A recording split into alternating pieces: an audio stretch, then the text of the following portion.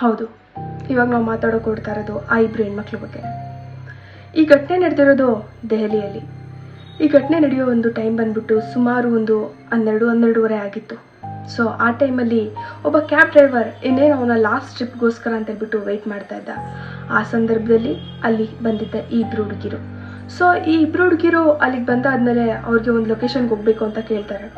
Driver ಯಾವುದೇ ರೀತಿ doubts ಇಲ್ಲದೆ ಓಕೆ ಮೇಡಮ್ ಅಂತ ಹೇಳ್ಬಿಟ್ಟು ಗಾಡಿ ಹತ್ಲಿಕ್ಕೋಸ್ಕರ ಡೋರ್ ಓಪನ್ ಮಾಡ್ತಾರೆ. ಇನ್ನೇನು ಡೋರ್ ಓಪನ್ ಮಾಡಿಬಿಟ್ಟು ಇಬ್ಬರು ಗಾಡಿ ಒಳಗಡೆ ಹತ್ತಬೇಕು. ಬಟ್ ಇಬ್ಬರೂ ಆ ಕಾರ್ ಒಳಗಡೆ ಇದ್ದಿದ್ದ ಹನುಮಾನ್ ಪ್ರತಿಮೆ ಒಂದು ಫೋಟೋನ ನೋಡ್ಬಿಟ್ಟು ಅಲ್ಲಿಂದ ಏನೂ ರೀಸನ್ ಹೇಳಿದೆ ಸುಮ್ಮನೆ ಸಡನ್ನಾಗಿ ಹೊರಟ್ಬಿಡ್ತಾರೆ.